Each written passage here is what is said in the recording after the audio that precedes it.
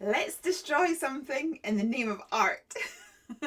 So this is an amazing pop-up book. In fact, it is viral. It has taken the entire world by storm with its pop-up letters. It is by the amazing Marion Bataille, and I have taken it upon myself to alter it and turn it into an Alice in Wonderland themed art journal. So welcome to episode 3 of working in this journal. If you're not sure what we're doing, you may want to skip back. I will leave the link below. But for those of you who know what I'm talking about, we are going to start with H. So without further ado, let's get going. We are starting off with the letter H today. It's a nice easy pop-up to be working with, and I've gone for the prompt of hat. Now I have created a lot of new artwork for this particular episode. Unfortunately, I never filmed it. A lot of my time now with homeschooling and different things, a lot of my drawing and sketching is done up at the house or out and about, and not when I have cameras running. But I did create this gorgeous little hat. I tried to make it really whimsical, keeping with the Alice in Wonderland theme. So we've got all the traditional things that help us think of Alice in Wonderland. We've got the playing cards, we have mushrooms, the harlequin, the little pocket watch. And so I added all of those elements. I absolutely love this as an image. So whether it might turn up as a digi image at some point, I don't know. So I then decided to colour this up. I have used mostly my Copics. I use my Copics mostly because they're to hand. I really need to find another way of storing my other alcohol markers so that, you know, they each get an even distribution of use. But I've gone for nice rich blue colours here, and I really think it helps those reds and greens to pop off the page. The next thing, of course, that we need to do is to fussy cut it. For some reason I decided to kiss cut this, which was a little bit daft considering how many fiddly twiddly bits that there were. But anyway, we get there and we cut it all out. But then I decided it looks a little bit empty, the page. So I pulled out the Hattie's Clan collection because each of those girls had their own hat. So I thought we could just fill the page with hats and it would take care of some of that empty space. So I stamp out some of these hats multiple times and some teacups as well, randomly. But it's also Alice in Wonderland. We're allowed cups of tea and I'm obsessed by tea, so I thought that still worked. So we got those stamped out, coloured out, fussy cut out, and then we just needed to arrange these on the page in a way that, you know, I thought worked. It did take me sort of moving them around. Once I'd done that, I realised that we needed to create a little bit more detail on the actual pop-up element, which is the H, partly because it looked a bit boring and partly because whilst I was creating the thumbnail for this video, I accidentally splodged green paint on it and I didn't really want green paint on my H, so we needed to cover it up. So sometimes these little accidents become creative opportunities, and in the end it's ended up making my H look a whole lot better. So I pulled out this stencil which has a harlequin element to it, used my Artex paint marker and just blocked in some of these little elements. And once I had done that, I then decided to edge the H as well. I don't know why. I thought it would look better, but it didn't because I wasn't very good at it, quite frankly. Some of the lines were a bit thin and some of them were a bit too chunky and thick, so it looked a bit of a mess. But I decided it would be fine once we had lots of busyness going on the page, that nobody would see that. But I did decide to block in the centre of the H. I just thought it would look better. It seemed to flow nicer. So then we got all the elements that need stuck down. I am just using my Nouveau glue for this. So I put the hero image down first and then got all the little hats and gradually stuck those down, trying to vary the height and spaces because, as I said, I do fancy turning these into dangles.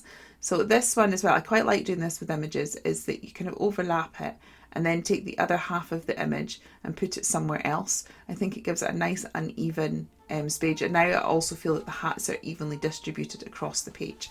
Once I've got an arrangement that I liked, I then stuck all of these gorgeous things down and then went in with a white gel pen for a doodly border. Once I'd created the full doodly border, I then went in and created sort of little loop-de-loop lines attaching the hats to the borders to create really pretty dangles.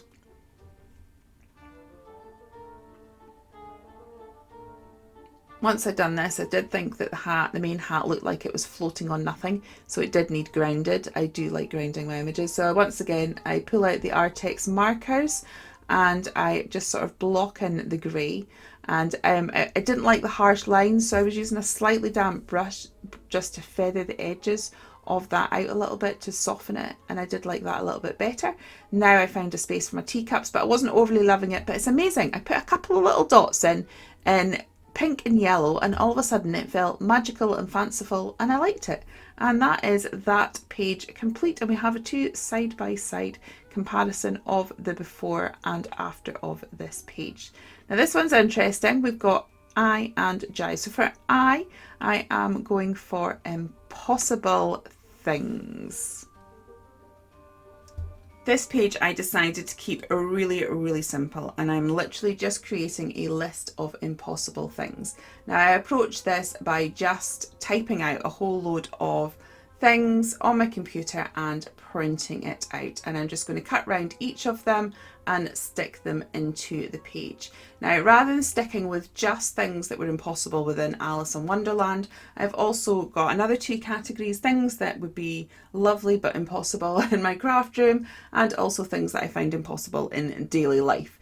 Each of these categories has a slightly different font, and so my list consists of a rabbit with a pocket watch, talking flowers, finding matching socks in the laundry, finishing a journal before buying a new one, a tea party that never ends, rainbow paint, a self-cleaning craft room, a white pen that always works, drinking tea before it gets cold, a cat that disappears except for its smile. So those are my little prompts, or not prompts, but sentiments that are impossible, and I stick them all down at a slightly wonky angle. Just to add a touch of artistic flair to this particular page, I decided to stamp out some bumblebees and colour them into some funky colours. And this is because for me, bumblebees represent believing in the impossible. According to the laws of aerodynamics, they should not be able to fly. Their bodies are too fat and their wings are too small, and yet they do. So for me, bumblebees have always represented believing in the impossible, so we're perfect for this page. Now for J, it is the Jabberwocky or the Jub bird as it is known. Now as you can see, I've not gone for a fearsome Jabberwocky, I've gone for a Julia quirky bird version of it, because yeah, I don't really draw fearsome. I much prefer quirky. So this is based on a nonsense poem written by Lewis Carroll, and I think the poem is quoted in Alice in Through the Looking Glass, and obviously the Jabberwocky is referenced to in the film. But in the poem it talks about the Jabberwock with eyes of flame, and the fact that it came whiffingly through a tuggly wood. So that's why I've decided to create a little bit of a woody background, and it's also why the eyes are orange and the tail has slight flame elements. So I decided to try and be inspired by the poem a little bit, but I've not gone down the fearsome route.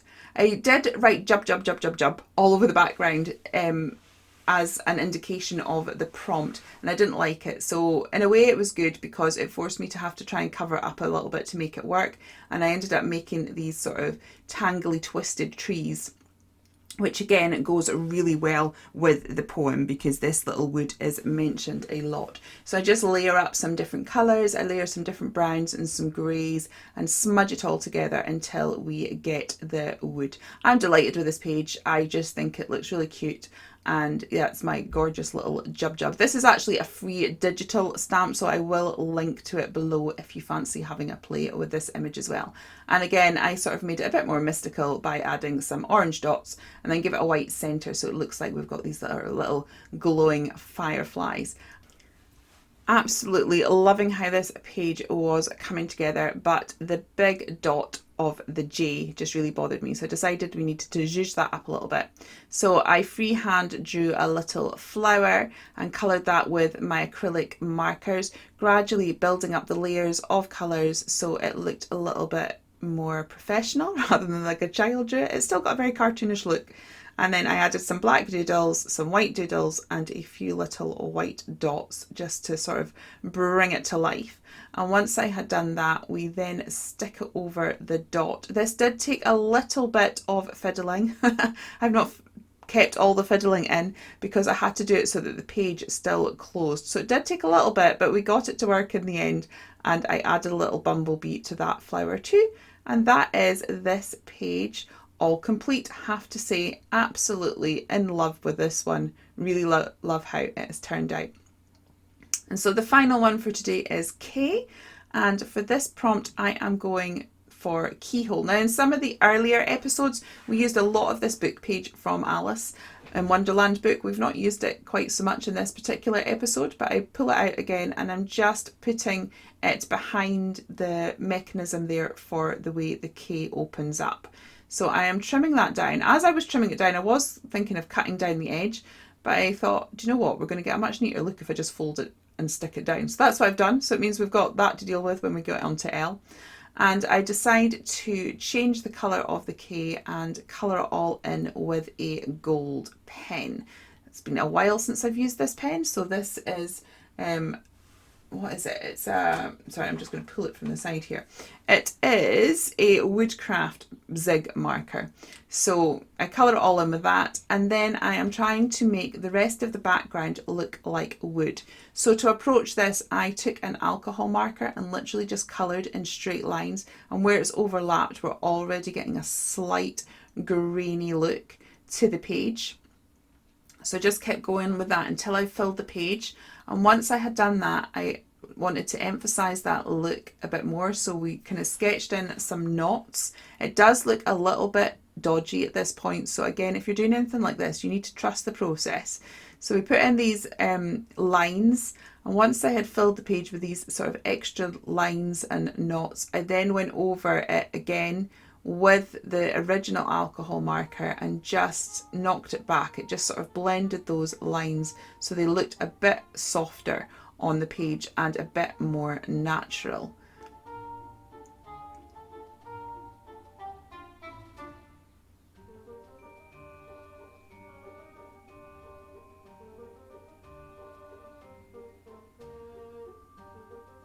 So it was looking much better now, but it still needed a bit of something. So I've brought out my Distress Ink and Black Soot and a blending mat, and I'm just going around the edges and darkening and deepening the edges of all of this. And I think once I did this, it suddenly looks a lot better. I mean, we are covering a lot up. So we are going for K for keyhole.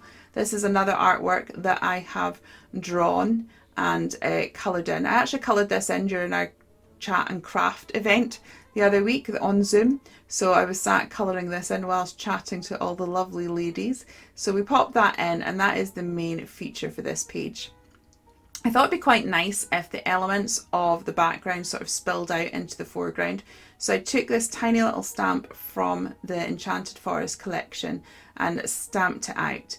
And then I decided to colour this in with my acrylic markers because they're opaque and they would go over the alcohol marker background really well, whereas we would have just got mud if we tried to do that with our pens. Then add colour that all in, add the details with a white highlighter pen, and again in the attempt to bring what's happening in the keyhole out into the full page, I've also used some die cuts from the same collection, softened those down a little bit, and then put them onto the rest of the page.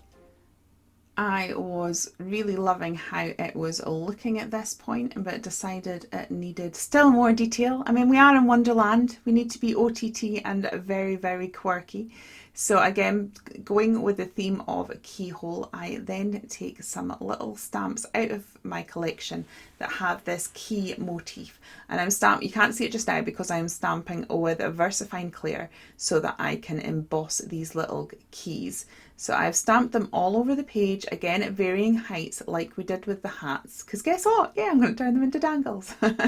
So I am then going to just emboss them, and I love the magic of it turning into gold. Unfortunately, unfortunately we're not seeing that very well right now, but you can see the bottom ones look like all gold and shiny. So once I have got them, I pull out my Ohuhu markers, because the Ohuhu acrylic markers, because they've got a fine nib on them, and colour in the keys. And then I also use the same marker to add a little bit of doodles from the keys, either to the cloud or to the edge of the page, and that is to turn these into dangles. Once I've done that, I also then add a few extra sort of like dots and stars, just to give it a bit more of a sparkle and a whimsical theme. And then I'm loving the page so far, but absolutely hating the way this K looks. It just looked too brash and too shiny. So I decided to try and knock it back. So I pull out some black gesso and I'm smooshing it around, and I'm liking the way it's knocked back. But as I do that, I sort of have the realization of like, oh, that could have been patina.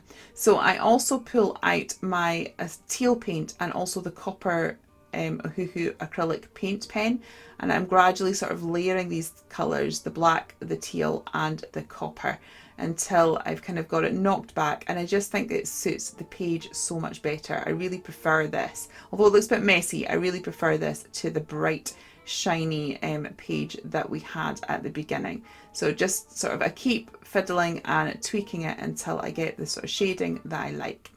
Then finally we just pull out some Distress ink in Walnut Stain, and I think there's still a bit of black soot on my brush, so we've got a really nice dark look, and I'm just sort of thinking the edges of that book page, and I think that just really pulls and ties it all together so much better.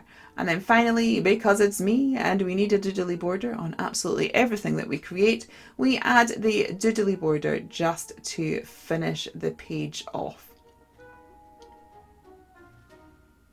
And that is the K page all finished as well. So in today's video, we created H for hats,